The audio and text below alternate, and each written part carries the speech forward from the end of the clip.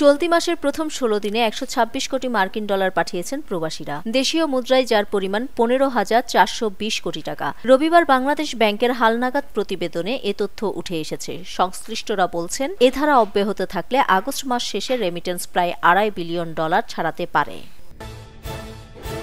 জুলাই সনদের চূড়ান্ত খসড়ায় কিছু বিষয়ে অসামঞ্জস্যতা রয়েছে। পাশাপাশি কিছু বিষয় সঠিকভাবে উপস্থাপিত হয়নি মন্তব্য করে তা পর্যালোচনা করে আগামী ২০ আগস্টের মধ্যে মতামত দেবেন বলে জানিয়েছেন বিএনপির স্থায়ী কমিটির সদস্য সালাহ উদ্দিন আহমদ। রবিবার বেসরকারি টেলিভিশনকে দেয়া এক সাক্ষাৎকারে এসব কথা বলেন তিনি। চট্টগ্রামের মিরসরাই অর্থনৈতিক অঞ্চলে টেলিযোগাযোগ নেটওয়ার্ক স্থাপন প্রকল্প সহ ৬,৫০৬ কোটি ৫০ লাখ টাকা ব্যয়ে ১০টি প্রকল্প অনুমোদন দিয়েছে। রবিবার সকালে প্রধান উপদেষ্টা ডক্টর মোহাম্মদ ইউনূসের সভাপতিত্বে একনেক সভায় এ প্রকল্পগুলোর অনুমোদন দেয়া হয়।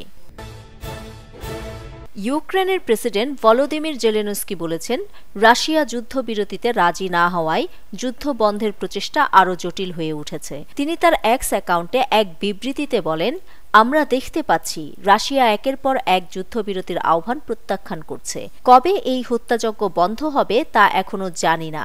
এটি পরিস্থিতিকে আরও জটিল করছে। ক্রিকেটে ফর্ম সবসময় একরকম যায় না।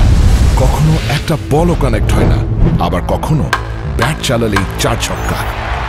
লাইফটাও ঠিক ক্রিকেটের মতোই, সময় সবসময় একরকম যায় না।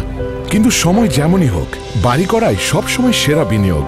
সেই সেরা বিনিয়োগ করুন সেরা সব উপকরণ দিয়ে। তাই কিছু টাকা না বাঁচিয়ে বাড়ি করুন বেস্ট সিমেন্ট 7 রিং সিমেন্ট দিয়ে। 7 রিং সিমেন্ট, ভিত্তি আগামীর।